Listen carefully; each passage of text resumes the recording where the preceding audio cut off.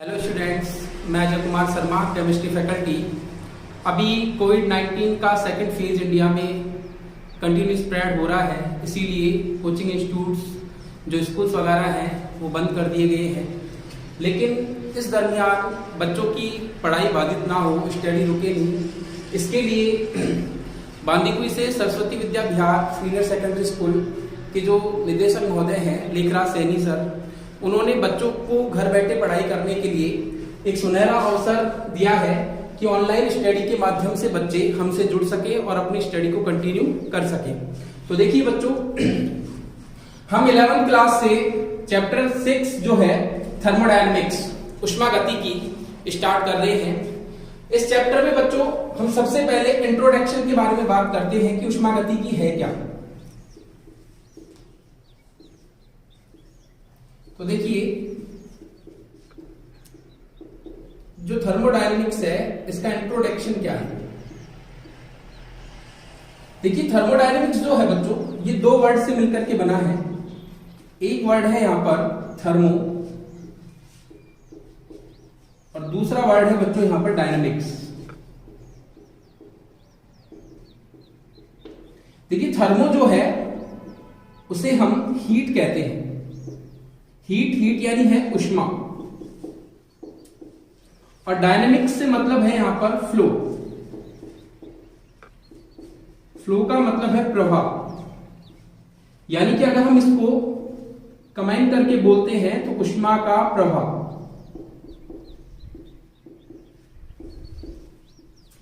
उष्मा का प्रवाह। देखिए कि उष्मागतिकी को हम जो पढ़ते हैं वो पढ़ते हैं भौतिक रसायन विज्ञान में। उष्मागतिकी को हम पढ़ेंगे भौतिक रसायन विज्ञान में, और भौतिक रसायन विज्ञान की एक शाखा है उष्मागतिकी, जिसमें हम क्या स्टडी करते हैं, किसका अध्ययन करते हैं। एक तो उष्मीय परिवर्तनों, जो थर्मल एक्सचेंजेस हैं उनका, उष्मीय परिवर्तनों एवं उष्मा के प्रवाह। उष्मीय परिवर्तनों एवं उष्मा के प्रवाह का अध्ययन करते हैं, स्टडी करते हैं। तो अगर हम डेफिनेशन की बात करें तो थर्मोडायनेमिक्स है क्या? भौतिक रसायन विज्ञान की एक शाखा है, ब्रांच है, जिसमें हम उष्मीय परिवर्तनों और उष्मा के प्रवाह, heat thermal exchange and flow of heat, इन दोनों का स्टडी करते हैं, अध्ययन करते हैं। क्या कहलाती है? उष्मागतिकी कहलाती है। देखिए, उष्मागतिकी जो है इसमें प्रयुक्त पद क्या है? उष्मागतिकी में प्रयुक्त पद, ये सब हम इंट्रोडक्शन में देख रहे हैं कि उष्मागतिकी में प्रयुक्त पद क्या है।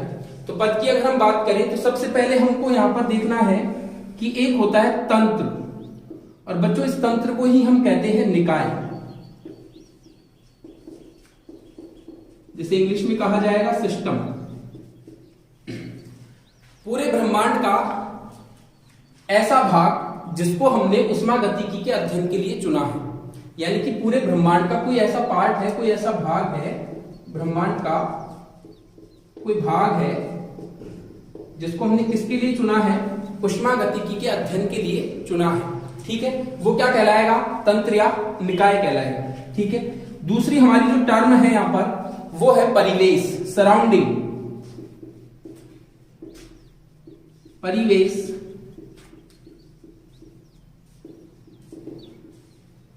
सराउंडिंग। देखिए, सराउंडिंग क्या है, परिवेश क्या है? जो हमने चुन लिया वो तो है तंत्र या निकाय। अब जो चुना गया भाग है, उसके अलावा बाकी जो सब कुछ बच गया, ब्रह्मांड का वह शेष भाग जो तंत्र या निकाय के अलावा है, यानी कि तंत्र या निकाय के अलावा ब्रह्मांड का बचा हुआ शेष भाग, वो सारा क्या है? परिवेश। तो जो शेष भाग है ब्रह्मांड का वो क्या है बच्चों? परिवेश। ठीक है, थर्ड जो हम टर्म देखेंगे इसमें वो है सीमा, बाउंड्री।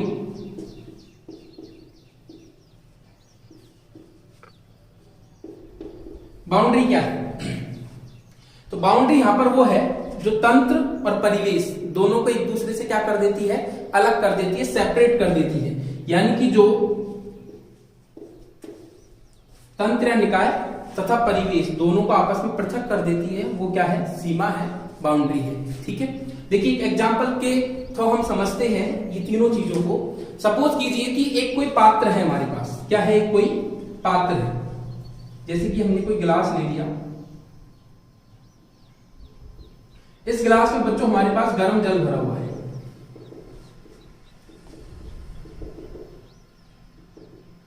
इस पात्र में, इस गिलास में हमारे पास क्या भरा हुआ है, गर्म जल भरा हुआ है, वाटर भरा हुआ है। देखिए अब हमें पता है गर्म जल भरा हुआ है, तो इसमें से कुछ वाष्प, कुछ भाप बाहर निकल रही है और धीरे धीरे बाहर निकल रही है, जिसकी वजह से धीरे धीरे पानी ठंडा होता जा रहा है। ठीक है, यानी कि हम जो ऊष्मा का परिवर्तन देख रहे हैं, जो ऊष्मा का प्रवाह देख रहे हैं, जो कि गिलास में से कहां हो रहा है, परिवेश में हो रहा है, तो वो किस में देख रहे हैं, पानी में देख रहे हैं। किस में देख रहे हैं, पानी में। यानी कि हमने अपने अध्ययन के लिए, अपनी स्टडी के लिए चुना किसे है, चुना किसे है, गिलास में भरे गर्म पानी को, गिलास में भरे गर्म पानी को। तो जो गर्म पानी है बच्चों, वो हमारे लिए क्या हो गया, तंत्र या निकाय हो गया।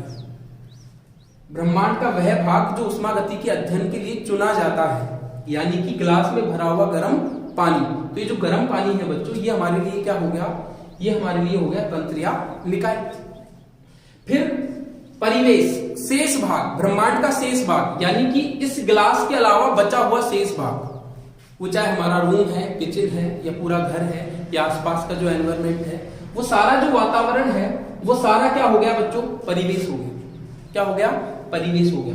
गिलास में भरा हुआ गर्म पानी क्या है, तंत्र या निकाय है।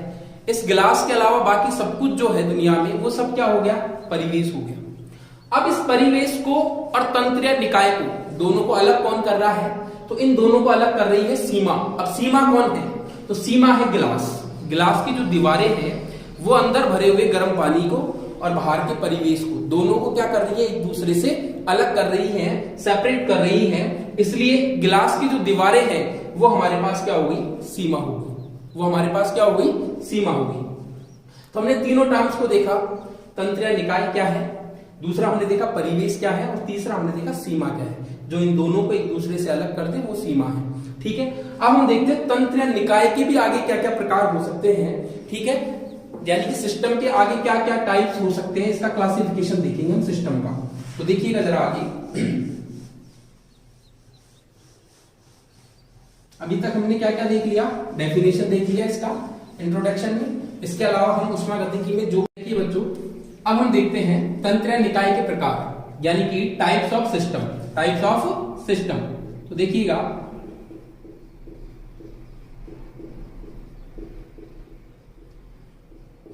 टाइप्स ऑफ सिस्टम में क्या है कि देखिए तंत्र हमारा कितना प्रकार का हो सकता है।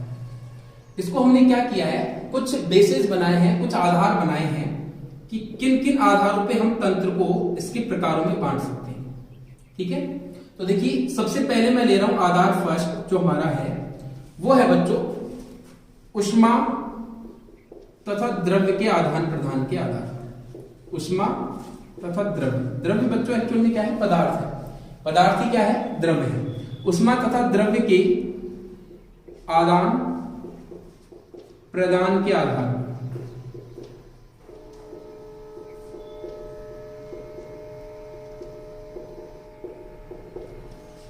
ऊष्मा तथा द्रव्य के आदान प्रदान के आधार पर हम बात कर रहे हैं। देखिए इसमें सबसे पहले हम देखेंगे बच्चों ए जो है, यह है खुला तंत्र। कौन सा तंत्र है, खुला तंत्र। खुला तंत्र का मतलब बच्चों ओपन सिस्टम।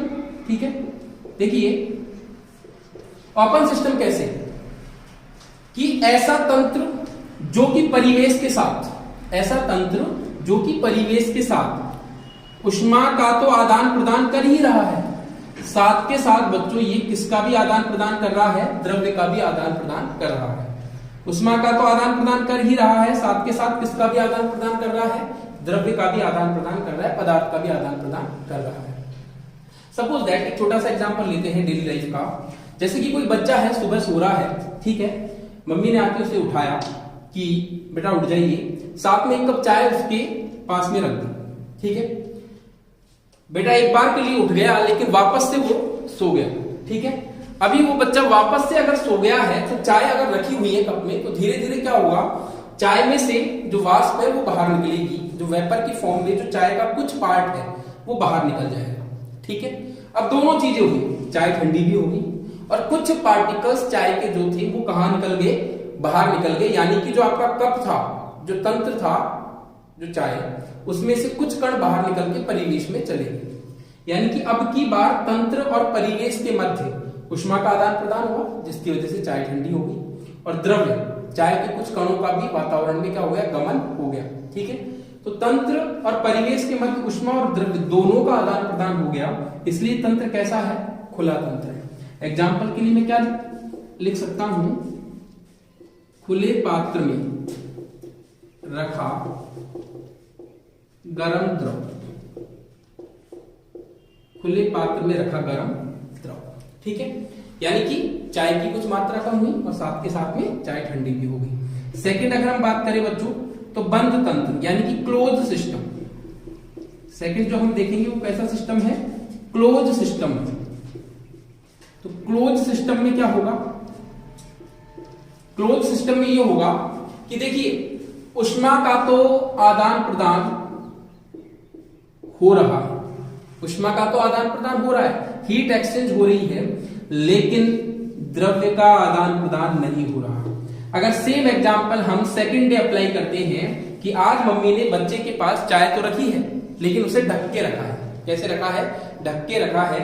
अगर बच्चा आज भी नहीं जग पाया है तो क्या होगा कि चाय तो ठंडी हो जाएगी। क्यों ठंडी हो जाएगी, क्योंकि जो कप है उसकी दीवारें कैसी हैं, ऊष्मा की सुचालक है, इसलिए उन दीवारों से ऊष्मा का क्या हो गया, स्थानांतरण हो गया, ऊष्मा थोड़ी सी बाहर निकल गई।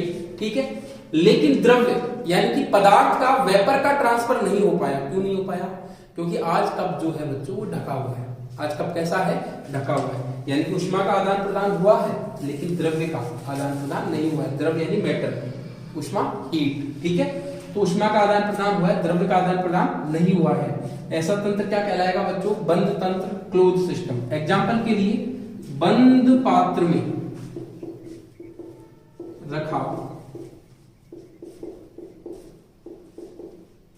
गरम द्रव, बंद पात्र में रखा गरम द्रव, ये क्या है, बंद तंत्र का, क्लोज सिस्टम का ये क्या है, एग्जाम्पल है।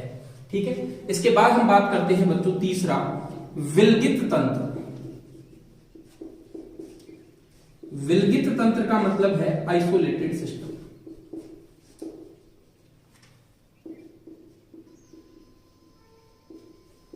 आइसोलेटेड सिस्टम, विलगित तंत्र।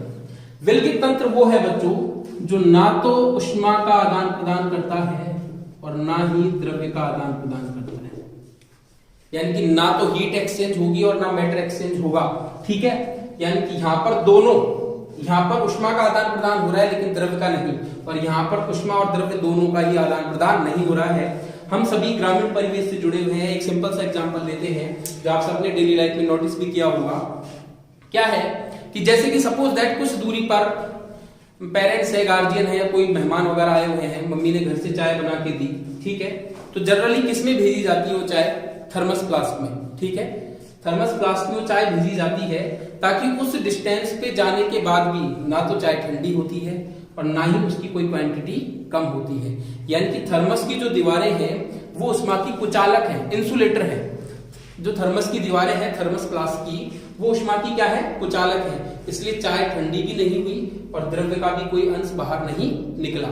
अतः ये तंत्र कैसा हुआ, विलगित तंत्र है, आइसोलेटेड सिस्टम है, जहां पर दोनों के दोनों, ऊष्मा और द्रव्य दोनों का ही आदान प्रदान नहीं होता है। एग्जाम्पल हम क्या लिखेंगे बच्चों, थर्मस फ्लास्क में रखा गर्म द्रव,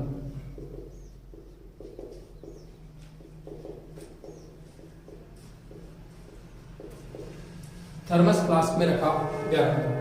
तो ये हमारे पास खुला तंत्र हो गया, बंद तंत्र हो गया और विलगित तंत्र हो गया। तो तंत्र या निकाय के प्रकार में हमने पहला कंप्लीट किया, आधार, ऊष्मा और द्रव्य के आदान प्रदान के आधार पर। देखिए बच्चों अब हम सेकंड देखेंगे, सेकंड क्या है तो वो देखते हैं।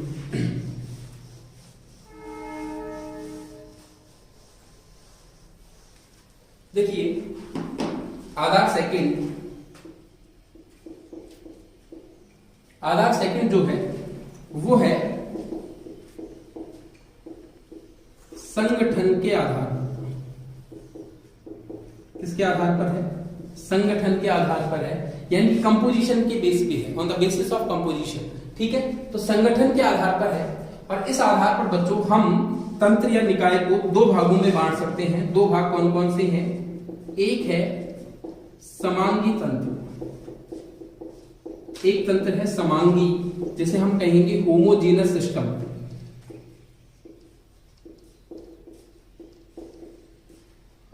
एक तंत्र कैसा है? समांगी तंत्र है, होमोजेनस सिस्टम है। अगर हम दूसरे की बात करें बच्चों, तो दूसरा तंत्र है हमारे पास विषमांगी तंत्र है, यानी कि हेट्रोजीनस सिस्टम है। तो देखिए, एक होमोजेनस सिस्टम है और एक कैसा है? हेट्रोजीनस सिस्टम है। समांगी तंत्र हमसे ये कहता है कि अगर पूरे के पूरे तंत्र की एक ही भौतिक अवस्था है, एक ही अवस्था है, पूरा तंत्र ऊपर से नीचे तक बिल्कुल एक जैसे गुण रखता है, सेम प्रॉपर्टीज कंटेन करता है, ठीक है, तो फिर ये क्या है? होमोजेनस सिस्टम है, समांगी तंत्र है। जैसे कि एग्जाम्पल के तौर पे हम देखें कि हमने क्या किया कि एक गिलास पानी लिया और उसमें 2 चम्मच शक्कर डाल के मिला दी, अच्छे से उसको मिक्स कर दिया है। तो बताइए, क्या आपको अभी जब हमने शक्कर मिलाई थी उससे पहले शक्कर कैसी? क्रिस्टलाइन फॉर्म में थी, क्रिस्टलीकृत होता है ना, शक्कर क्रिस्टल की रूप में होती है। पानी कैसा है? द्रव, यानी कि लिक्विड फॉर्म में है, ठीक है।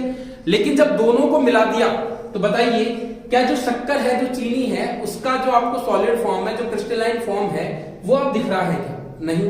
क्यों? क्योंकि मिक्स होने के बाद शक्कर भी अब किस फॉर्म में आ गई है? लिक्विड फॉर्म में। यानी कि अगर किन्हीं भी कोई भी दो अगर हम पदार्थों को आपस में मिलाते हैं और उन दोनों पदार्थों को मिलाने के बाद पूरे पदार्थ की एक जैसी अवस्था मिलती है, एक जैसी भौतिक अवस्था। पहले शक्कर ठोस थी, पानी द्रव अवस्था में था, लेकिन अभी क्या है कि दोनों को मिलाने के बाद हमको प्योरली क्या मिल रही है? लिक्विड स्टेट मिल रही है, द्रव अवस्था मिल रही है, ठीक है। तो दोनों को मिलाने के बाद एक ही अवस्था आ गई, यानी कि पूरे के पूरा का गुण एक जैसा है।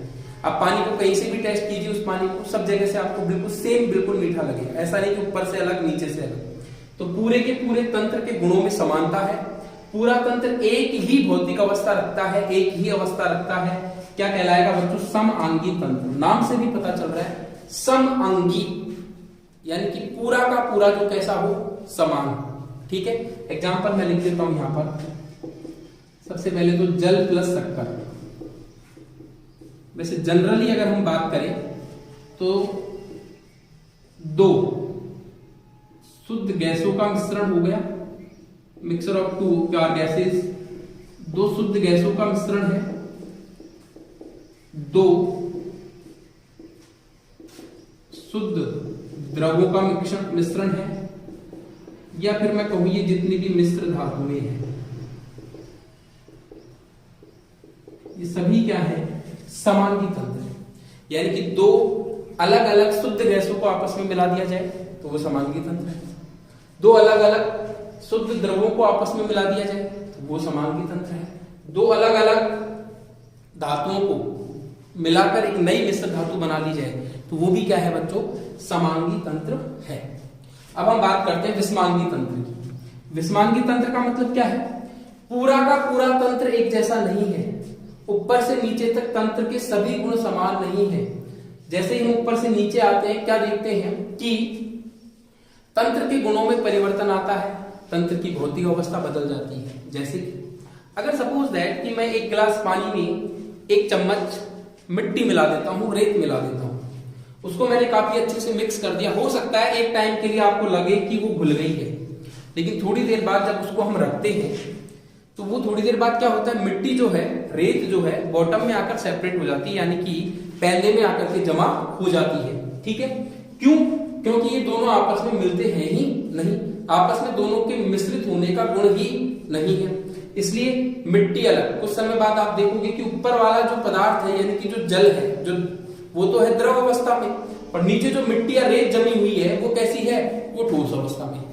तो क्या बताइए, पूरे के पूरे तंत्र की, पूरे के पूरे मिश्रण की क्या एक ही भौतिक अवस्था प्राप्त हुई? क्या नहीं। ऊपर द्रव अवस्था है, नीचे कैसी है? ठोस अवस्था है। तो ऐसा तंत्र जो है वो क्या कहलाएगा, वो हमें मिलेगा विषमांगी तंत्र यानी कि हेट्रोजीनस सिस्टम, जल प्लस रेत। और एग्जाम्पल अगर हम बात करें तो जल प्लस CCl4, CCl4 बेटा हम इसे पायरीन भी कहते हैं, डिटेल में 12th क्लास में देखेंगे। CCl4 पूरा का पूरा एक टॉपिक है, इसकी reactions, chemical properties, physical properties, भौतिक गुण, रासायनिक गुण सब पढ़ेंगे। तो जल प्लस CCl4 पायरीन, पायरीन जो है इसको अग्निशामक यंत्रों में यूज किया जाता है, यानी आग बुझाने वाले जो यंत्र आते हैं उनमें CCl4 कार्बन टेट्राक्लोराइड का उपयोग किया जाता है। अभी इसके नाम के चक्कर में नहीं मत पड़िए, बस मैंने एक एग्जांपल बताया सिंपल, जल प्लस CCl4। आप चाहो तो जल प्लस बेंजीन ध्यान रख सकते हो।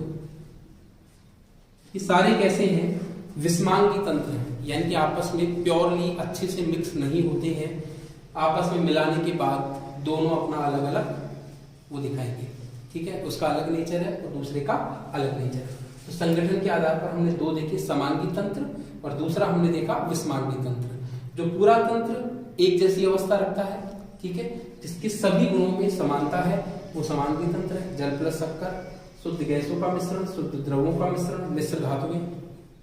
विषमांगी तंत्र जिसके ऊपर से नीचे तक सभी गुण एक जैसे नहीं है, जिसकी भौतिक अवस्थाएं भिन्न भिन्न है, जल प्लस रेत, जल प्लस CCl4, जल प्लस बेंजीन, तो ये सभी क्या है, ये विषमांगी तंत्र, हेट्रोजीनस सिस्टम, ठीक है।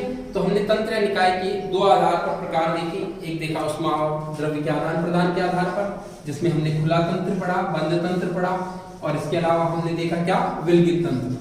दूसरा हमने देखा संगठन के आधार पर, जिसमें हमने देखा समांगी तंत्र और विषमांगी तंत्र। इसके बाद हम देखते हैं सीमा, बाउंड्री।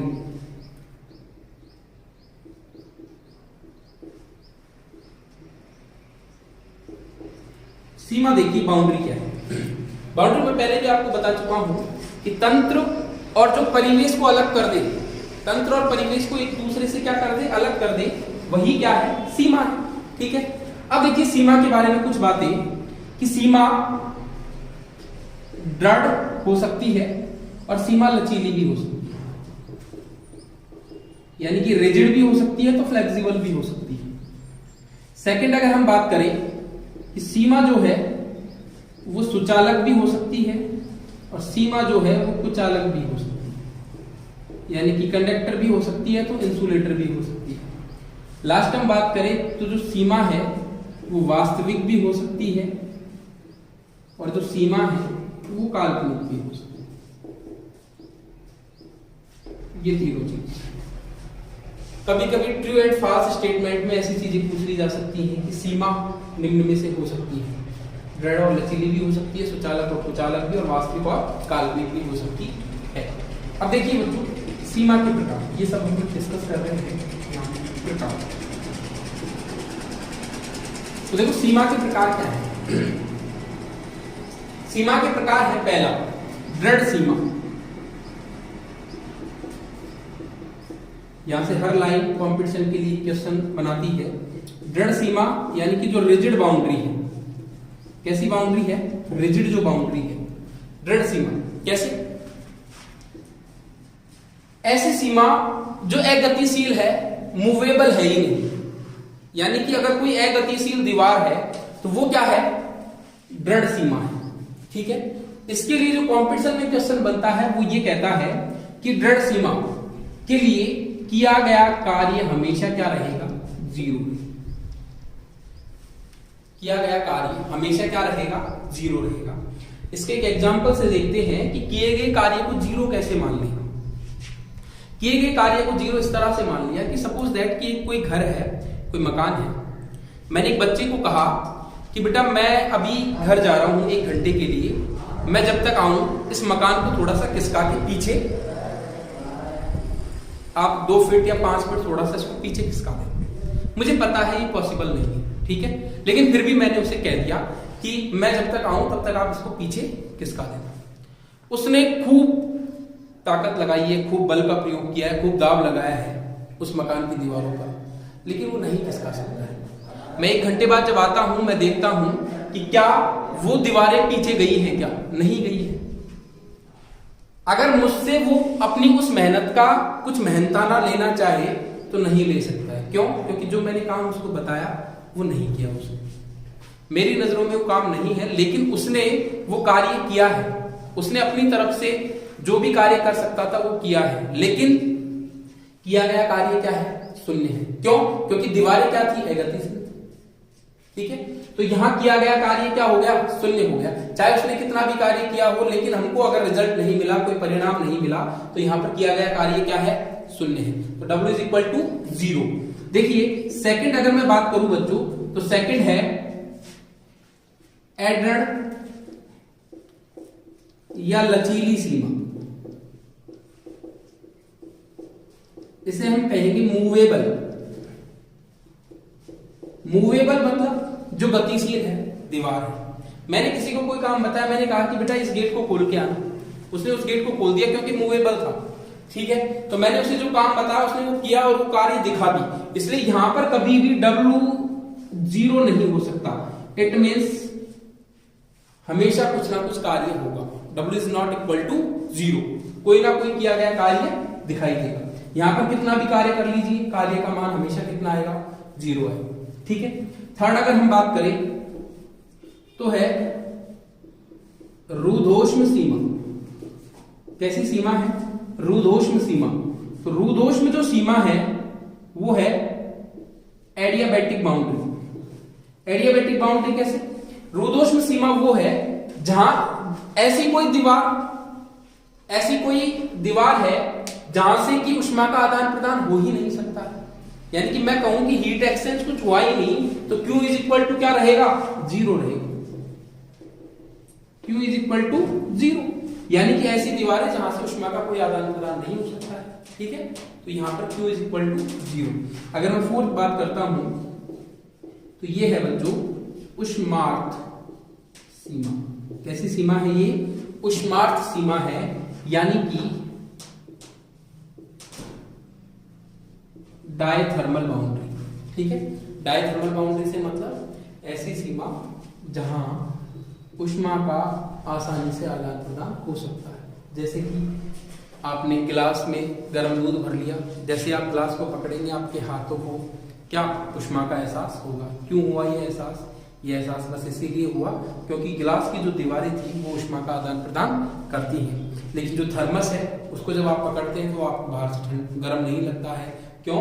क्योंकि थर्मस की जो दीवारें हैं वो कुचालक हैं, वो ऊष्मा का आदान प्रदान नहीं करती हैं। तो ऊष्मार्थ सीमा जो है ऐसी सीमा, ऐसी दीवारें जो ऊष्मा का आदान प्रदान करती है, यानी कि यहाँ पर Q कभी भी 0 नहीं होगा, ऊष्मा का कुछ ना कुछ मान आएगा।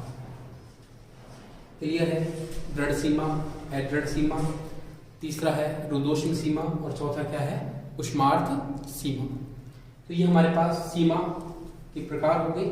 सीमा क्या है? ये हो गई। सीमा वास्तविक भी हो सकती है, काल्पनिक भी हो सकती है। वास्तविक और काल्पनिक से मतलब ये है कि हो सकता है कि वो जिसे हम फील कर सकते हैं, ठीक है, या मैं कहूं कि जिसके ऊपर हम जिसको टच करके महसूस किया जा सके वो वास्तविक है। काल्पनिक जिसको महसूस नहीं होती लेकिन फिर भी कोई भी दो प्रोसेस ऐसे हैं जिनके बीच में कोई एक ऐसी दीवार है जो क्या क्रिएट कर रही है, एक दूसरे के आर पार थर्मल एक्सचेंज यानी कि हीट का एक्सचेंज क्या कर रही है, दिखा रही है। ठीक है, तो ये हमारे पास क्या होगी? बाउंड्री हो गई, सीमा होगी, सीमा के प्रकार हो गए। इसके बाद हम आगे चलते हैं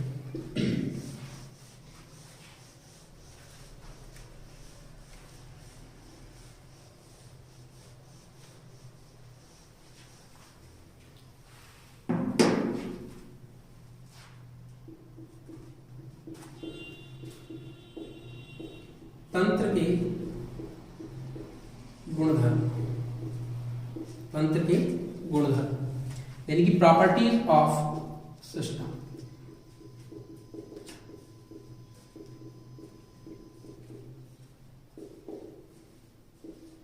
चाहे कंपटीशन की बात करें, चाहे 11th क्लास की बात करें, यहां से क्वेश्चन आने के सबसे अच्छे चांसेस हैं। यहाँ से क्वेश्चन आने के सबसे अच्छे चांसेस हैं। कंपटीशन में भी स्पेशली यहाँ से क्वेश्चन आता है। किस फॉर्मेट में आता है, कैसे आता है, तभी देखते हैं। तो तंत्र के गुणधर्म दो तरह से हो सकते हैं। एक है बच्चों मात्रात्मक गुणधर्म।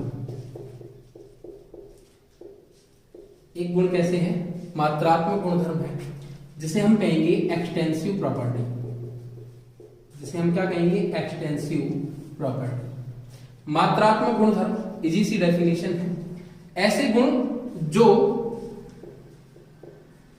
तंत्र की मात्रा पर तो निर्भर कर रहे हैं, ऐसे गुणधर्म जो किसी भी तंत्र की मात्रा पर तो निर्भर कर रहे हैं लेकिन उसकी प्रकृति पर निर्भर नहीं करते, लेकिन उसकी प्रकृति पर निर्भर नहीं करते हैं। ऐसे गुण जो किसी तंत्र की मात्रा पर निर्भर करते हैं लेकिन उसकी प्रकृति पर निर्भर नहीं करते हैं, ऐसे गुण क्या कहलाते हैं बच्चों, ऐसे गुण कहलाते हैं हमारे पास मात्रात्मक गुणधर्म। एग्जाम्पल के लिए अगर मैं बात करूं, क्या क्या हो सकते हैं, द्रव्यमान है,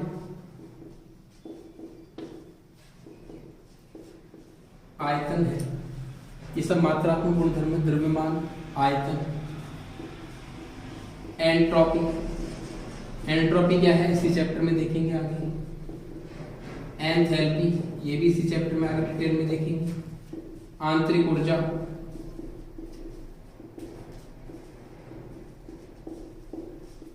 ऊष्माधारिता, गिब्स मुक्त ऊर्जा,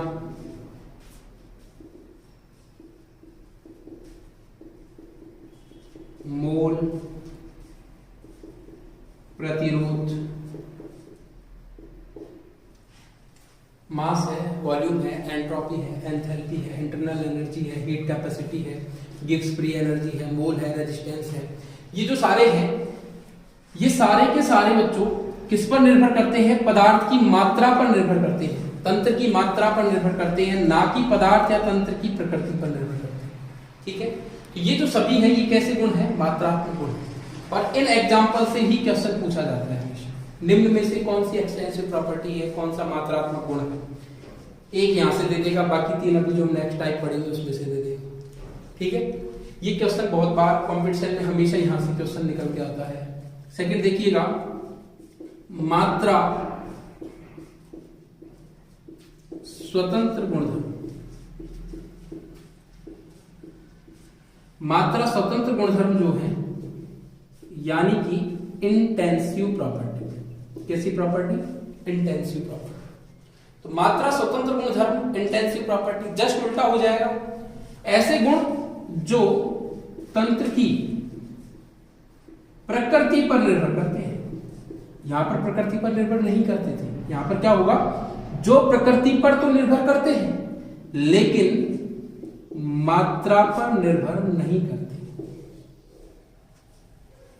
ऐसे गुण जो तंत्र की प्रकृति पर तो निर्भर करते हैं लेकिन तंत्र की मात्रा पर निर्भर नहीं करते हैं, क्या कहलाएंगे, इंटेंसिव प्रॉपर्टीज है, यानी कि मात्रा स्वतंत्र गुणधर्म। इनके कुछ एग्जांपल्स लिखता हूं,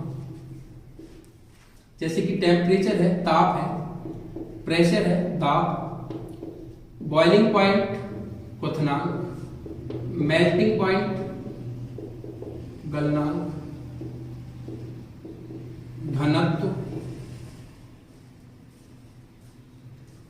ऊष्मा, हीट।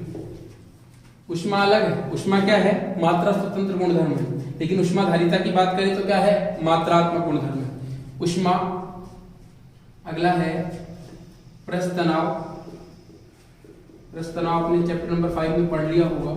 प्रस्तनाव, शांता, विस्कोसिटी जो है, विशिष्ट ऊष्माधारिता,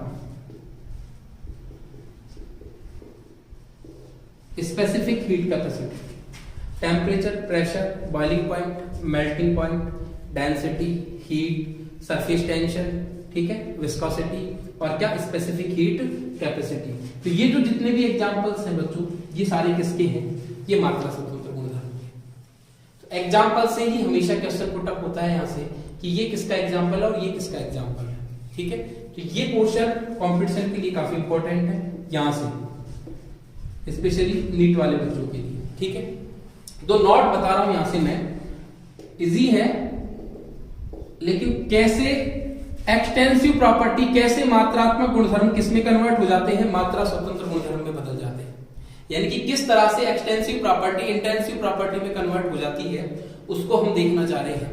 तो इसके लिए पहला नोट ये है कि अगर मैं किसी भी मात्रात्मक गुणधर्म को, कोई भी मात्रात्मक गुणधर्म है, कोई भी एक्सटेंसिव प्रॉपर्टी, अगर इनमें से कोई भी जो है इसको अगर मैं इकाई में ले लेता हूं, इकाई मात्रा में ले लेता हूं, तो इकाई मात्रा में लेते ही ये तुरंत किसमें कन्वर्ट हो जाएगी, मात्रा स्वतंत्र गुणधर्म में कन्वर्ट हो जाएगी।